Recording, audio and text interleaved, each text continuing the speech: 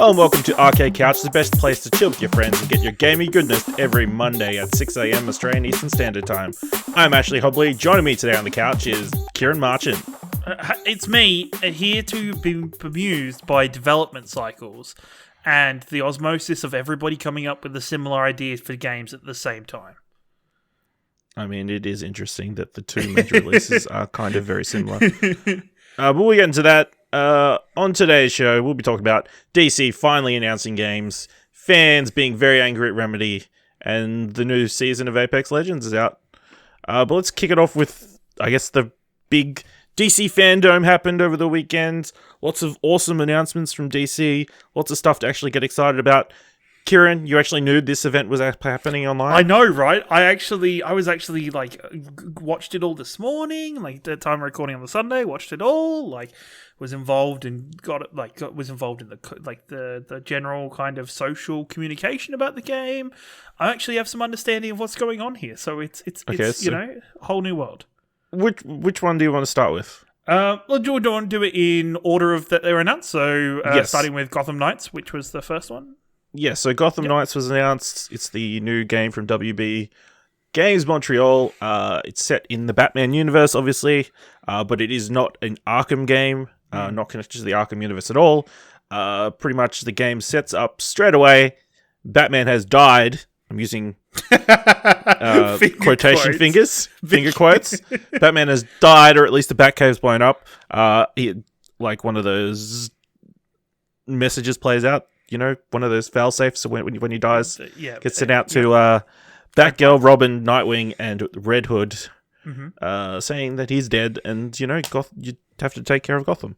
And so pretty much you'll be playing as those four characters in some sort of open world game with a co-op option. It seems it's not quite like Arkham. It seems like it has a bit more RPG sense to it. It looks. Yeah. I think I saw somebody say it looks like an Arkham game cross with a Borderlands. Well, I don't even think, like that. For me, I think it's the closest to, and I don't think you've played the last two of them. I think it's closest to the most recent Assassin's Creed games. That they have, they have introduced RPG systems with leveling and with level-based characters, so that, as we saw in the gameplay reveal, that the enemies all have, the little kind of, they're level 10 enemies above them with the little tag. So I think for me, I looked and I saw Assassin's Creed Odyssey. I was interested. I think it's limited to two-player co-op, which I think is good. Is odd. But I think it's good. In my opinion. Yeah, it's probably good for actually playing the game, but it's odd when you've got four characters that you very don't have much so. Four-player co-op. I guess the thing for me is that I think the thing when you start adding co-op to a game, and I think this is what some people have been disappointed with, is that you take away a bit from the single-playerness of the game, because you can't have some of those same cinematic moments, or you have weird janky things where you'll start a scene and then only one of the characters will be in the scene, and it's weird, or you have the whole Halo way, which is you're both playing as the same character, and it's just weird. But so I think for this, at least, it means that there's probably missions have probably got assigned characters to them, I would presume. Like the one you watch through, the Dr. Freeze mission, is assigned to Batwoman and Robin. And then I think that would be then restricted to those characters. Yes, I believe. The Mr. Freeze section would potentially be locked to Batgirl and Robin. What did I call? Dr. Freeze. I called him Dr. Freeze and I said Batwoman, didn't I? Yes. That's fine. Names. As I've recently discovered. And terrible. I'm terrible with names. But I think I'm okay with it. It's super weird that it looks like Arkham. But it's not Arkham. I think all the character models for me look pretty similar to what they were in Arkham. Nightwing looks like Nightwing from Arkham from my memory. I don't know. I think the art style is slightly been tweaked. Okay. I've seen a lot of people comparing it to Fortnite. Okay. I think it is a bit more cartoony than the I think the Arkham games were a lot more realistic art style, whereas this one's a bit more cartoony or stylized. Yeah, they're letting it be grounded. Then taking away from Arkham's very grounded in its game, in its world, and its rules for that world. Where this has stuff like Robin teleporting with the power of a short-range satellite. Yes, and you've seen the footage of Nightwing spinning around doing acrobatics, and his legs moving around a bit more animated, so. Yeah, definitely. Not super realistic like the Arkham games were. No, but I love it. I think they've gone with a really cool storyline, but they've kind of put themselves in the position of a meme so far, because everybody who understands Batman or has had any kind of recollection of Batman or has any recollection of the Court of Owls storyline, which realistically probably isn't that many people in terms of how many people are going to play the game, are instantly going to have an idea of what Bruce Wayne's part in this whole game is. Are going to have some kind of presumed this is what's going to happen to Bruce Wayne. So it'll be interesting in the story itself if they do something to kind of navigate away from that presumption from everybody, because there is a very obvious storyline for Bruce Wayne. Yes. If they show his actual dead body with full DNA test results showing it is actually Bruce Wayne, then I'll actually believe it. But other than that, I think everybody will play under the assumption that, he'll pop up somewhere. I think people have even said he'll be playable by the end of the game. I don't know if he'll be playable, because I think if he's playable, I think that takes away from you moving to having the four main characters, the four. I don't want to use the word lesser, but the four minor other Bat family characters. I think that takes away from them if you give people Batman. But it's the same, all I have to say is these Court of Owl people seem to all wear owl masks, and nobody knows what's under one of the masks. But it's true. I think it's good. I think as long as it maintains the integrity of being able to play that game single player and it not it's still feeling like a single player experience, I would be excited to play through it with people in co-op, because I think it looks really cool with co-op, and I liked the little scenes of them kind of showing what each character was doing separately in the one area, trying to do things and make plans. I think a lot of the characters seem to have good diversity. They've kind of displayed already that there is Robin is going to have his invisibility, that Red Hood's got guns, the usual stuff, but they've managed to highlight that already. For comic book side of things, which Robin do you think this is? I think it has been confirmed that it's Tim Drake. So it's Tim Drake. Okay, it's cool. Tim Drake, so which makes the most sense, I guess, story wise. I would love it. I'd love it to be Damian Wayne. I mean, yeah, I would have loved it because we haven't experienced Damian Wayne yet in the video game side of things, because in Arkham it was Tim Drake as well. Yes. So, and this is a Batman that we don't know what kind of point in this Batman storyline is it. The only thing I would say you don't know, because apparently the Court of Owls isn't going to be the only mystery or thing involved, so maybe there's some sort of League of Assassins kind of thing pop up, and maybe possibly okay, that'd be cool. Seeing as Bruce Wayne's dead, his hair has to pop up potentially, and maybe be an antagonist. Even with so what the developer said during the gameplay commentary is what they showed of the Dr. Freeze, the Mr. Freeze storyline that they were playing. I mean, I'm pretty sure he might have a PhD, so I think that's why I call him Doctor, because I'm like, I swear he's a doctor, but whatever. They said that storyline, the gameplay we saw, was only halfway through that storyline, or halfway through Batwoman's progression, and that was 12 hours. Which, if that's the case for one character's 12 hours of progression to get halfway, this is going to be a big game. Potentially, this is going to be a really big game if all four characters get equal playtime and opportunity to have leveled. Potentially, it'll be interesting to see whether it is like you say that each character has their own set thing, or you can, if you want to play just as Batgirl, you can play the entire game just as Batgirl. Which I don't think they will do. No, from a story perspective, it's more interesting to have Yes. each character have their own narrative threads and that And kind of thing. especially, and even with seeing how all 4 characters are dealing with the loss of Batman and new responsibilities, and but overall, I'm pretty interested in it. I think they kind of they only showed the release like the year, so they for this one was it's coming 2021. 2020. Yes, sorry, 2021. Sorry. Yes. Why am I getting years wrong? We all hate 2020, so next year's 2021. Yes. Yeah.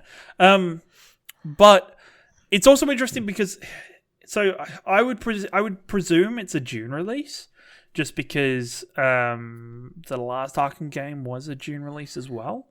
So presuming they'd stick to that. Yeah, I would assume American Summer, assuming that matters next year. Yes. Yeah, exactly.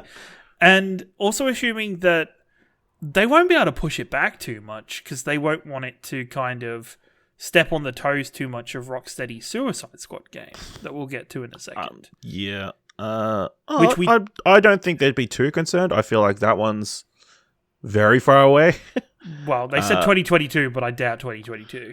It's seeing as of all the rumors around that game, but I suspect sometime next year. Obviously, I think people said there were some frame rate issues and that kind of thing without through that gameplay and stuff. So get that tweaked. When do you think we'll see more of this next? So I did notice one small thing that made me think that we could be seeing this again at some sort of Xbox presentation.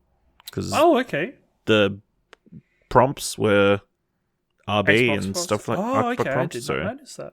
Okay. I mean, they could be playing it on PC or something. Yeah, I was going to say it could just be a PC thing, and it is what it is. I think it'd be super smart for Microsoft to jump in on that, especially with the rumors now that we know that Warner Bros. Isn't up for sale anymore. But we know that Microsoft was interested in that side of the business a little bit for their own first party stuff. So it'd be very interesting if they come to the table and just say, "Hey, we'll offer you some money to get some kind of rights or details for this game." But I think it's going to be cool. I think. Are you concerned that there won't be as much stealth in this one compared to the Arkham games, especially with two-player co-op? That'll be kind of weird. No, I think the thing is, I think there can be two-player co-op stealth.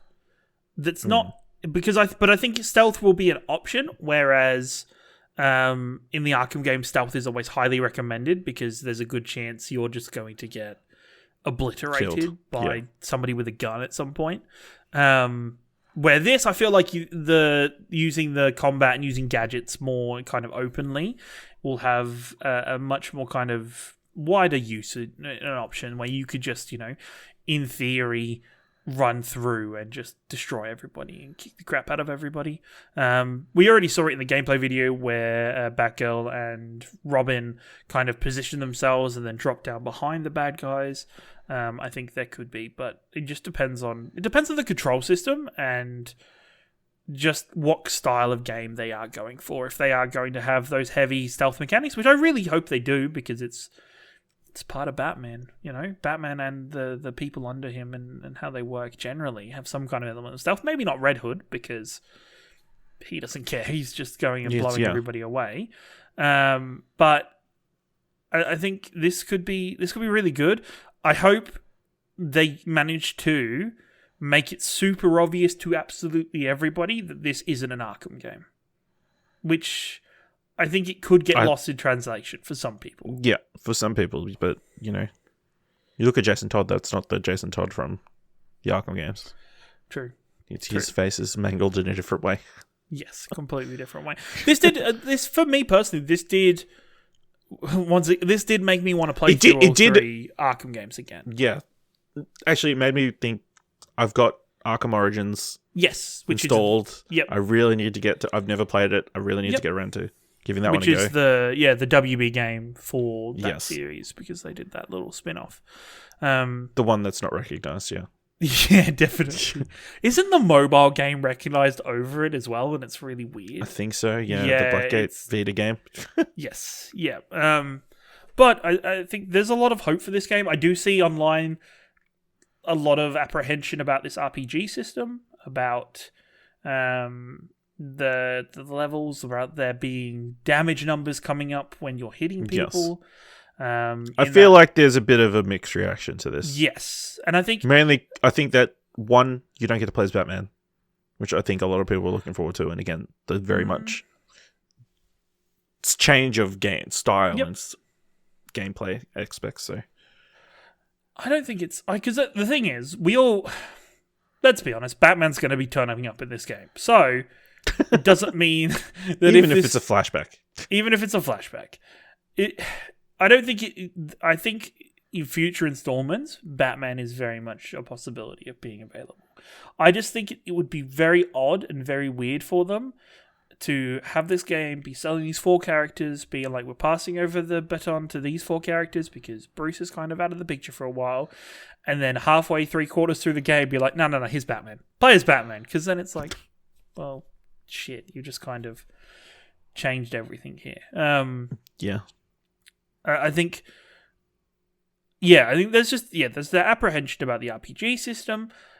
Do you think, and it's definitely something to talk about more when we talk about the rumors around Suicide Squad, it's very funny that this comes out at a time where it looks very similar to what we're getting with Marvel Avengers. I said that the wrong way around, like an idiot. With Marvel Avengers currently being the game for the service system that's coming out. I always reference this is music related rather than gaming related, but Mike Shinoda from Linkin Park once said in an interview, well, people say that our music sounds too poppy or we're copying other people. When we're developing these albums or writing these albums, we're either preempting the trend and we come a little bit too early, or we come after the trend and everybody's already done the same thing.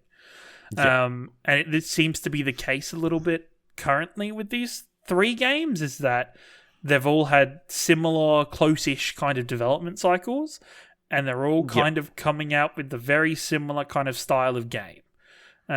Yes, you would say Gotham Knights is probably not where, Suicide Squad seems to be very close to what, from what we know, from what maybe possibly closer, closer, but still there is a lot of similar elements to this. And I think if too many people go into this game hoping for an Arkham game, they're going to be disappointed. But I think this world allows for us to explore Batman's awesome rogues gallery even further, and have them not have to be these really grounded version of the characters, and let them be these a little bit more eccentric and estranged and over-the-top versions of the characters that people know from comic books or the animated TV series. Which I think will be really fun. What do you think of... Because I don't think he'll be in this game, but do you think Joker is... do we think Joker is just off the table for a decent amount of time now for... Possibly. I don't think he'll be as prominent as he was in the Arkham games. I think he'll be... Yes. He might pop up and be doing things in the background, or causing mischief and mayhem in certain places, but I don't think he'll be yes, a prominent figure. A prominent antagonist, I don't think. But, you never know. It could, again, we've talked about all these faction elements potentially in this game. They've been teased for pretty much forever. The other interesting thing about this is it seems like they're offside with the Gotham PD, especially because apparently Jim Gordon is dead in this game. As well. RIP. So that they're maybe not liked by the police. So that's another faction that you need to. It even states that have to deal with vigilantes at some point. It's cool. That's really good. I just had this terrible thought, and this is probably a dark joke, and you can cut this out of the show completely. But I've just had Sly Cooper vibes, because we've got Barbara Gordon as Batgirl in this, right? And in Sly Cooper, Bentley is a turtle. I think Bentley is the turtle. I'm sure Bentley's the turtle. Bentley's the turtle. Both characters' futures could lead to them being in wheelchairs. Actually, this is Barbara Gordon is post wheelchair. Right, yes. Good. So she was Oracle in a wheelchair. Now she can walk again after much rehabilitation. Right, because the wheelchair was in the Oracle thing. Yeah. Yes. Okay. That takes away that dark joke, so we're fine. I think even in the the WB bio, it specifically says she was Oracle. After years of recovery and preparation, she's now ready to be Batgirl again. Which is cool. So, which I think that'll be a cool storyline for her to become Batgirl again and taking on that mantle, especially after the death of her father, and so much changing in this world around her. So I am optimistic for this game. I think there's enough that I saw and enough about the storyline that, yeah, excited. I think Arkham has kind of set the bar of what Batman stories can be in video games, so we all just kind of have to hope for the best with this. Yep. I feel like the three Rocksteady games were such a perfect trilogy of games that definitely. Even if the tank was not great, but they told a full story that we can sort of go off in another direction. Yeah. Now it's like the Nolan Batman films. We can just go do something else with Batman and that kind of stuff. So might as well move on to the second big announcements. We of course knew Rocksteady's Suicide Squad game was coming. We got our first look at it. It was very much a big cinematic trailer with Captain Boomerang, Harley Quinn, Deadshot, and King Shark as the 4-person roster, as far as we can tell. Pretty much beating up a bunch of people within Metropolis, and then Superman shows up, and he seems to be controlled some way. It very much looks like it's Brainiac, because Brainiac's massive. I called it. I said That's Brainiac true. When we were discussing this when the teaser picture was released a couple weeks ago. I'm just sorry to say I am clearly a comic book buff. Clock is right twice a day, as they say. Sometimes, yeah. No, broken clock is. There you go. There you go. Ashley, there you go. Smashed it out. You had a whole Kieran section right there. That was good. Good on you. I'll edit it so I sound correct. But yeah, not much, I guess. Didn't see any gameplay. It is 2022, so it is a long way out. They did have a bit of a Q&A with the Rocksteady devs about what we could kind of expect, and it seems like it is very much a co-op multiplayer Suicide Squad game. Mm-hmm. Where it is about a squad. You play 1 to 4 players online, and unlike the Gotham Knights game, if you're playing single player, you'll still get your full squad, and then you can switch between the characters at will. So, what were your impressions of this trailer? I thought it was a great trailer. I thought this. First, Rocksteady game appears in the daytime. Don't know how I feel about this. Can they do sun? Can they do reflections and stuff? Who knows? We'll find out. How do they feel about shadows? Yeah, how do they feel about shadows now that the sun's out? Because Arkham's always been in the dark, and there's just games, always at night. So instantly that tone.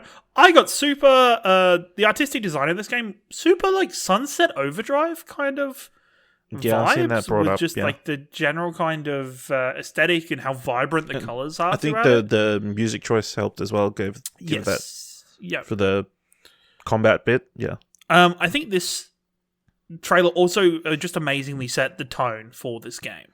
Just going forward, that this is we aren't stuck with the stoic Batman anymore. We're not. Hey, we wrote 3 really serious games. We want to have a couple laughs now. Yeah, because the banter was top notch. Oh, immediately. And I already called dibs for this for several years' time. I'm playing as Captain Boomerang. He was my favorite part of this trailer. I had so much fun. Just it was I've watched it over a couple times since it was released, and his sections and just and I you know what, I think there will be people that would have missed the end extra section where Superman gets hit in the head with a boomerang, because I laughed so hard the first time I saw it. The best part is he blames it on King Shark. He blames it on King Shark. Just everything. Just even just his, comical just F-bomb at the end of the trailer where they work out who the alpha target is. I think it does a fantastic job at just setting the group dynamic and setting that it's going to be this action-packed thing. It's really interesting that we got at the same event, we got this Suicide Squad as well as the Suicide Squad movie that James Gunn is developing. And this one, you're like, there's only 4 members of the Suicide Squad. There's not like 150 like in the movie. Okay, guys, let's just. That's because they're all going to stay alive for the entire game, probably. They're all going to stay alive.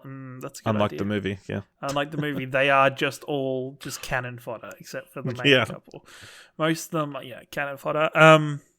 But no, I think overall this does a fantastic job at just kind of showing us what this game is, like the tone of it. Maybe not the gameplay or anything like that, because it was a cinematic trailer, 100%. For me, I love this idea of those 4 characters trying to fight Superman. Yeah. Like, it's just so, like, sure, I don't know how this is going to work, but they established how... I think they established the wider world just for the little details, like King Shark popping balloons that have Green Lantern's emblem and Batman's emblem on them. Just showing the wider kind of universe of this game. I think this... The interesting thing is, it is set in the Arkham universe, is what the Rocksteady said. Really? Okay, that's interesting. Because then, that leads me on to what I was going to say anyway. I don't think it's all set in Metropolis. I believe they said it's all set. Fuck. Well, they've made open world Metropolis, so we'll... Oh, okay, fair enough. Could be, all right. They could still, like, transport you somewhere else, or... I think so, because it would be cool sections. to have a section in Gotham where you have this kind of built... Return to Gotham, yeah. Yeah, if they're going to the stage of saying Arkham, this is in the same universe as Arkham, then cool. This Harley Quinn has changed drastically since the time. I'd love to know the time difference and everything for the Arkham universe, because the last Harley... She's gotten over Mr. J real quick. Yeah, she's gotten over Mr. J. She's gone to the more Margot Robbie kind of styling, or the newer style of Harley Quinn with the hair. pink and the blues, the hair. But I'm excited. I think this looks like it set the tone to make me excited. And know that, when you called something as over the top as Suicide Squad killed the Justice League, it's not a serious piece. It's a tongue-in-cheek, yeah. Yeah, it's a tongue-in-cheek, fun, mentally, in terms of movies, I'm like, this is going to be like the Fast and Furious of DC video games, and I'm excited for that to be over the top and stuff. So, I'm interested to see more about it when it eventually comes out. I don't think it's coming out 2022. No. No. Well, the rumor was they've only been working on this for like a year, 2 years, because they scrapped something. Oh, okay, yep. And started work on the Suicide Squad game. Of course, the rumor going into this was going to be a games as service kind of game. Yeah. And this doesn't really look like it's a games as service game, unless this is just the first part of the roster potentially. Yes, that's what that's what it could be. So I was surprised that there was only 4 members shown here. I thought there is a lot more opportunity for them to have more members of the Suicide Squad, but then also if they've gone through the effort of saying this is in Arkham, that means they've already got a built up set of characters from the Arkham series for villains. You could also chuck in a Nightwing or somebody, even if they haven't previously been on the Suicide Squad, that have just got kind of roped into helping deal with Brainiac and what's going on with the Justice League. I think it's a good opportunity to really kind of stretch and do something different with this. We've already seen how well, in terms of movies, Guardians of the Galaxy did fantastically, and Guardians of the Galaxy's success may have been slightly the downfall of the original Suicide Squad movie, but if you spend the right time, you can definitely build people up and give them the opportunity to kind of love and enjoy these characters again. Yeah, definitely. I definitely think this is probably the start of the roster. I don't know if it is going to be a games as service game. It might just be like Gotham Knights and co-op multiplayer or single player experience that you can play through, rather than, hey, war rooms and raids and, I stand by. The beta is terrible at selling what Marvel Avengers is. We'll see in a couple of weeks when we jump into it. But Yeah, I'm super excited. It looks very cool. Definitely an interesting, very good shift of tone from Rocksteady. So, yeah, that's super exciting. And now, It is. Finally, everything is out in the open. We all know, Court of Owls, finally. It's Yes. October last year. Almost took them a year to go anywhere with the teasers, but Yes. sure. We've 5 years after Arkham Knight. Yes. Be another couple of years, but it'll be good. All the bugs will be out on the next gen consoles. And I believe it specifically said it'll be only next gen consoles. Yes. The Suicide Squad only listed the next generation, which you would hope unless Xbox gets its way, 2022, 23, you're like, let's be kind of done with the stuff from the older generations. Let's kind of politely suggest to everybody to move on. Well, if the graphics are as good as they are in that cinematic, which I doubt to an extent, then it will definitely need next gen consoles to run. Also said that the panel was great with Will Arnett. The It was kind of cringy at points. It was. Obviously, on a time crunch, they couldn't animate any of the bits, but yeah, there was a few good laughs in there. Yeah. So yeah, DC Fandome. I don't think you can. By the time this comes out, I don't think you'll be able to watch it, but everything will probably be. It's all on your YouTube, IGNs and YouTube and or other services. You can find all the bits and pieces. Yeah, or your favorite YouTube channel would have reacted to them and put the reactions up or something. Yeah. Mm-hmm. All right, let's move on. So 505 Games have come out and released a explanation as to why you'll have to pay to get Control on your next gen consoles. So reading this article from Kotaku, 505 Games tried to explain why owners of the existing version of Control won't be able to upgrade to PS5 and Xbox Series X versions in a blog post today, and didn't succeed. Last week, the publisher of Control announced a new version of the game called Control Ultimate Edition that would include the base game and both expansions for about $60. The hitch, though, only that version of the game would get a free upgrade to PS5 and Xbox Series X versions of the game down the road. In the blog post, 505 say, we spent several months exploring all our launch options for Control Ultimate Edition, and no decision was taken lightly. While it is challenging bringing any game to next-gen platforms, we quickly realized it was even more difficult to upgrade our current user base to next-gen with full parity across platforms with our year-old game. Post went on, every avenue we pursued, there was some form of blocker, and those blockers meant that at least one group of players ended up being left out of the upgrade for various reasons. As of today, we can't offer an upgrade to everyone, and leaving any one group out feels unfair. We understand that this is not what you want to hear. Obviously, this was not well received. No, not at all. My question, the game is entitled. Do they feel like they should be getting a free upgrade for a game that came out over a year ago? For this one, I kind of feel like, for once, normally, I'm like, gamers, you entitled bunch of pricks. People who are complaining, because just generally. This one I'm a bit weird about, because there's still content coming out for the original game. Yeah, but you can play it on your PS4. And you can play it on your PS5. It just won't, be enhanced. That's okay. That's fair. All right, you've pushed me over the line there. Great story. Moving on. No. No, that's fair enough. If it's still playable, then just go it. I think, it is over a year ago. Obviously, a decent amount of work has probably been put into uplifting the game and upgrading it and bringing it so it can be enhanced. It's not like it's Assassin's Creed this year, where it's like it comes out in the same window as we expect consoles to be out in. So it's kind of like, you can play it, but just you'll still be upgraded and still be fine to use that version on your PlayStation 5.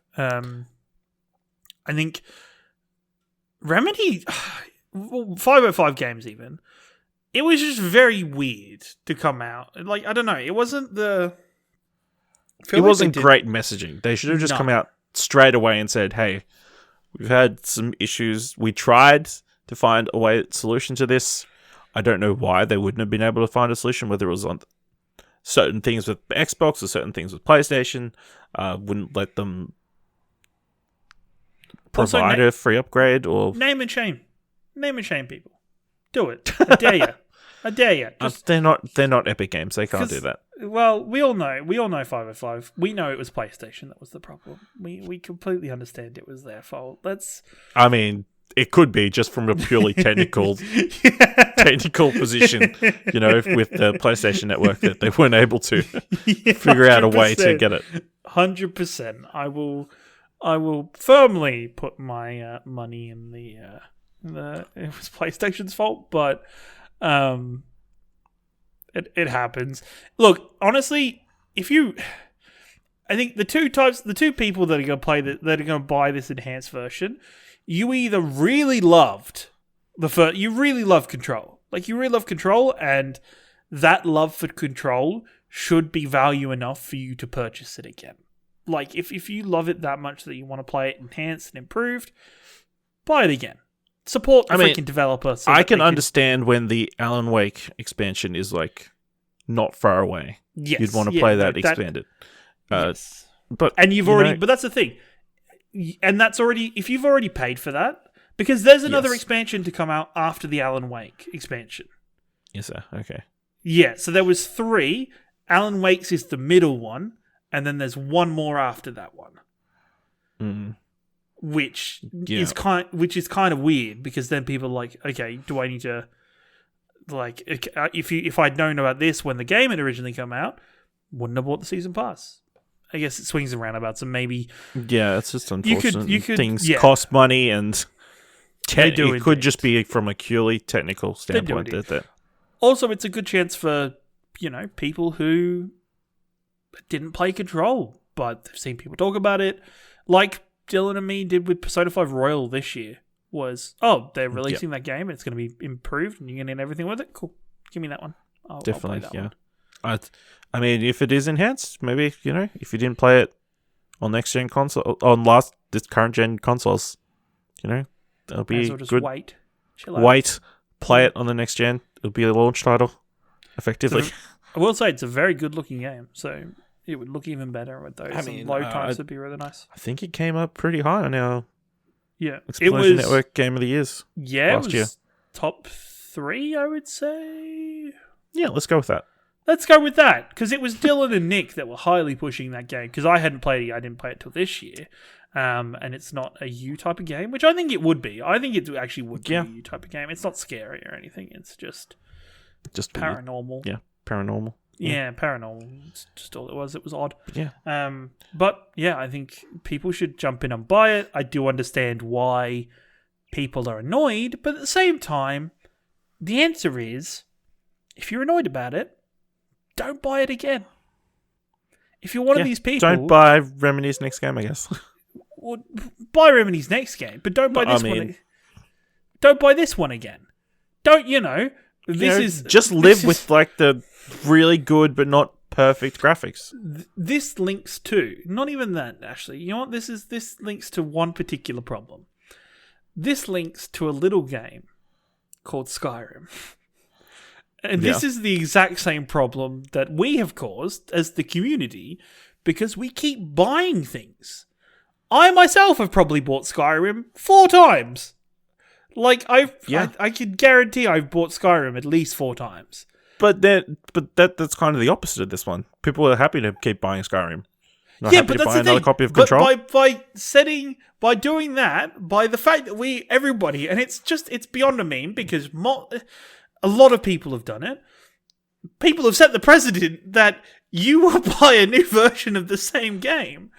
You know what? I'm waiting. Same with GTA 5 being re-released on PlayStation 5 and Xbox Series X.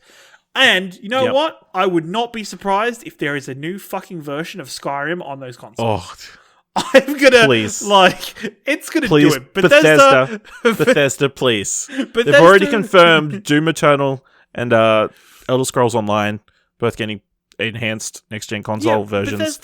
Bethesda Elder Scrolls Online makes sense. Doom Eternal, again, that's only less than 12 months old at this point. Yeah. But Skyrim, it's been a while. Skyrim's been a while. Elder Scrolls 6 is not going to be out for a while. Continue the meme, you release it, you build it up, you look, perfect way to just troll your fans is you at a Bethesda event or conference, you build up to Skyrim, build up to Elder Scrolls, wink, wink, nudge, nudge, it fades to black, and then you hear the words, "Oh, you're awake," and it just turns up to you being stuck in that shitty cut. But it's 4K. It's 4K and it looks amazing and it looks well. Let's be honest, no fucking Oblivion or Fallout or Elder Scrolls game is ever going to look good. It just won't. It's hot garbage. It's always hot garbage. It's fine. Get them modders on it. Get them with the high res skins. That's what they do, right? No, because you know what? No, because PlayStation. You stick that ray tracing on it, and it'll be all good. Oh, when that's how it works, right? The ray traced Thomas the Tank engines that have replaced my dragons in the game, so good, so good. Oh my god, if they release Skyrim, I will laugh and then pull out my bank card. I think I would buy it just for the meme of it, to be perfectly honest, and be part of the problem in future. But that's the part of the reason. Gamers, we have done this. We have enabled these studios to be we can really re-release the same game with just a bit advanced or a bit enhanced. That's why everybody gets a Game of the Year edition. Explosion Network gives some random Game of the Year. You bet they're going to make a Game of the Year version of their title. They won't say where the Game of the Year came from, but Game of the Year version. They re-released that Kid Rock album. It was a top 10. It was number 10. Goddamn top 10 album edition. Oh, goodness. That was... good times. Moving on. Apparently, we're going to be getting a Prince of Persia remake sometime later this year. Retailer Max listed the game for release in November for both Nintendo Switch and PlayStation 4. Bloomberg's Jason Schreier then weighed in on Twitter confirming the game's existence. Although it is unclear which Prince of Persia is going to be. I was about to ask, which Prince of Persia is it? Because there's been... I suspect not the original platform, 2D platformer. There's been 4 games? There's 4. There was the 3 in that trilogy and then another... Well, no, but there was 4 that were classed as single ones, right? That was part of... No, I'm thinking 3 then. Because, there was the original 2D scroller. There was Prince of Persia, Sands of Time. Sands of Time, yes. Sands of Time. And then... But, you know what? I really loved that reboot. I know people hated it. That reboot was awesome. That was so good. I think that was another Troy Baker freaking game. But the only thing that annoyed everybody about that game was the ending. The ending just pissed everybody off. But it just made you at the end of the game in the credits go undo all of the work you've spent the entire game doing. Literally that. So people were annoyed at that. But sure, Prince of Persia, go for it. I think it'd be just cool if they just make a new Prince of Persia. But... I mean, there apparently was a cancelled version of Prince of Persia called Prince of Persia Redemption, which resurfaced on the internet not long ago, which apparently looked really good, but apparently that's not what Ubisoft wanted, or some, don't know, for whatever reason they decided to cancel that game. So I don't think a brand new Prince of Persia is coming anytime soon. I think it would probably, if they did a full Bluepoint-esque remake of the original trilogy, or the Sands of Time trilogy, that would be something. Also, it's going to be on the Nintendo Switch, so I can't expect it being too power intensive. No, not at all. That's why it would lead me to believe it's the freaking side scroller. Because I would believe it's the side scroller if one of the main consoles is on its Switch. Yeah. I don't know where Max is based, because the spot price is apparently $539. So I don't know how much. Yeah, I don't know how much that is. It's one of these weird places that, like Japan, where it's like 15 million, and you're like, yeah, that's like $2. Well, not quite that weird, but yeah, it's screw it, sure. Good old. You know what? What would gamers do without these kind of retailers leaking things? Yeah, like we'd have to wait till stuff actually comes out. Yeah, like you have to wait actually till was announced. Yeah, till things were actually announced and properly kind of brought out. Which sucks for developers.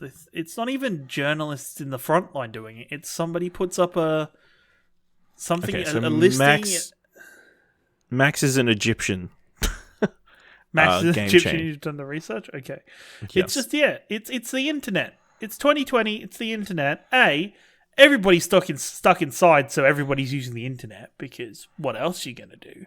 So even if you put something up for just a second, somebody's going to see it. There's no hope. There's no safety. Whoever's looking up Prince of Persia, though, was in 2020, is more power to you.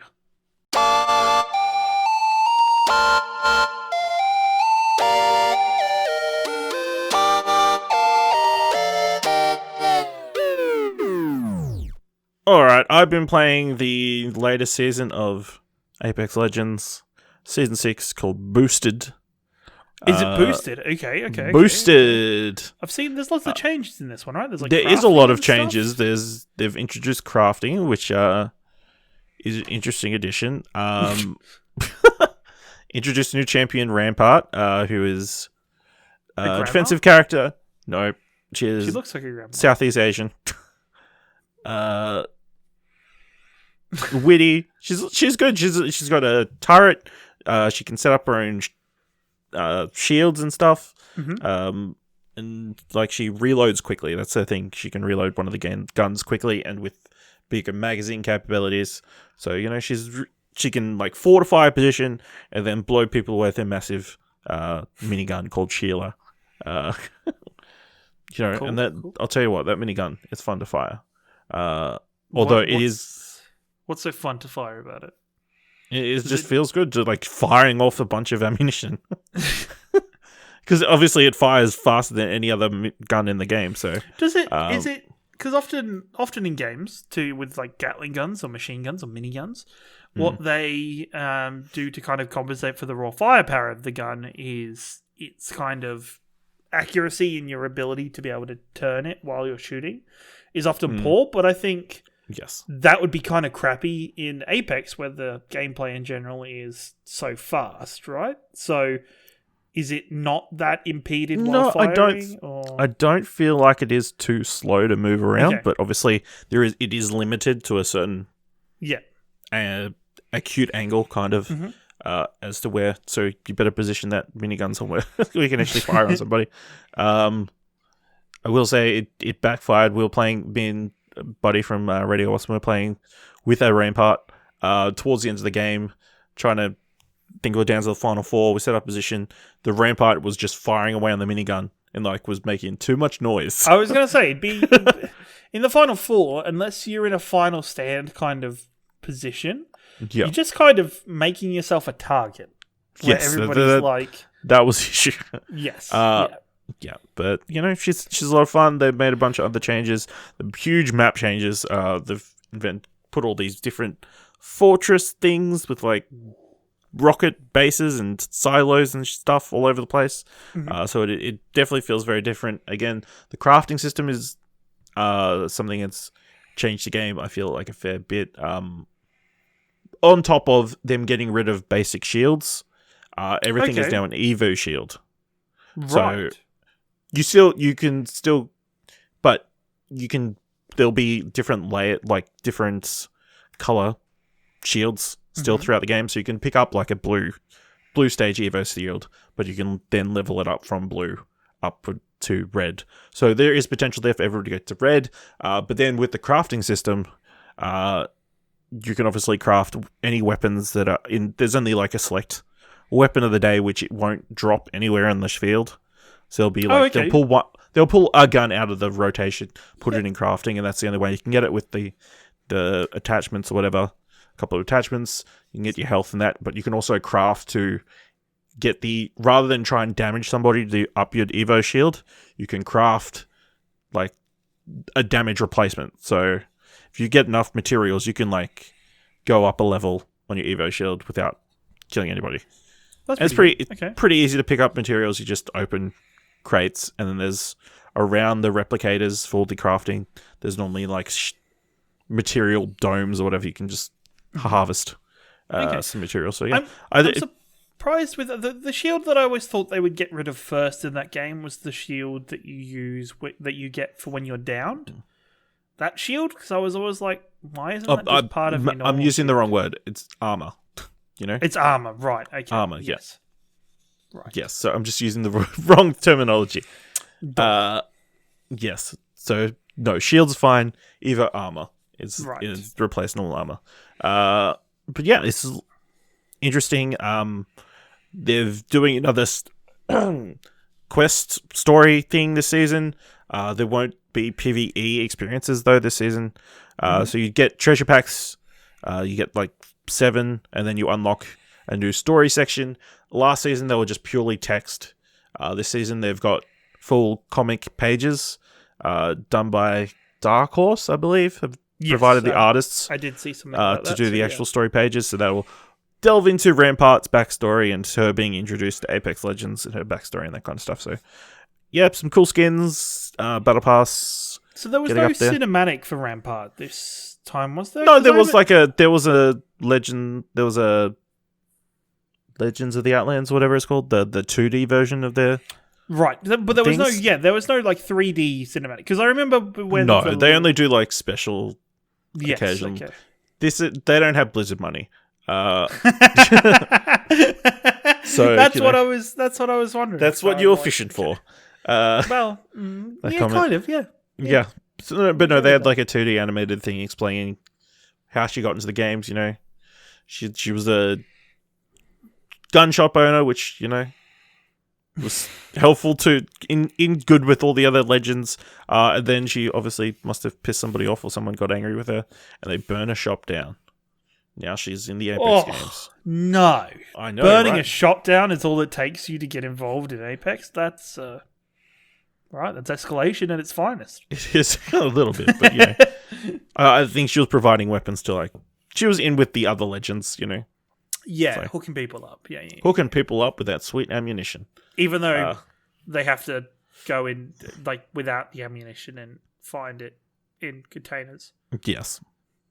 But yeah, she's good. She's very witty. She's very much like the female Mirage to a certain extent. Oh, that's good. She is very funny. She's very witty and stuff. So can I say, developers picking up your stuff like there's recently Valorant, which I play a little bit of now. How many hours this week? I wouldn't. There's been a few late bedtimes. Is all I'll say. Which for Dylan, if Dylan was here, he'd say, "Yeah, that means you were going to bed at like 11 o'clock." No, Dylan, it was after midnight. Thank you. But 12:01. 12:01. Thank you very much. But I really appreciate writing of characters for a lot of there's Killjoy. She's techie, and there's a line she says to one of the older characters, Brimstone, about your bracelet isn't frozen. You just need to restart it. That cracks me up every single time. But yeah, that kind of writing I think makes people love characters even more. So I think great job to both Riot and to EA and Apex and Respawn for making sure that you have characters with life to them. That's the weird thing about Fortnite characters is Fortnite characters are just skins. Yep, they're just everybody now. I mean, Fortnite has totally become Ready Player One, where it's just every pop culture character in that game. Yep, no, 100% agree. Maybe that's how Ready Player One started. Yeah, I think they just had like a Marvel event and they've DC event. Well, they were about to get. Well, there's stuff like if you complete the well, I don't even know what they mean by complete. Is it the harm rooms? Because I thought the harm rooms gave you other stuff. But if you do that, you get Hulk smash hands for Fortnite and stuff. And yeah. She didn't even get into the. I'd left the Fortnite stuff this week. I'm like, no. Yeah, it's just they went they went super hardcore. The Apple Fortnite thing still going. It's not worth it. Yep. No, 100% we'll agree. talk about it again when it ends, if it ends. But yeah. Yep. That brings us to the end of this week's episode of Arcade Couch. If you want to find us on Twitter, go ahead over to explosionnetwork.com/Twitter. You'll find all our different handles over there. Let us know what you thought of this episode. Let us know what you think of Gotham Knights and Suicide Squad Kill the Justice League. Either on Twitter or by emailing us at mail@explosionnetwork.com with the subject line Arcade Couch. And of course, go to explosionnetwork.com to see all our news, reviews, and other podcasts. Thank you very much for joining us this week. We'll see you here next week. Same time, same couch. Boy.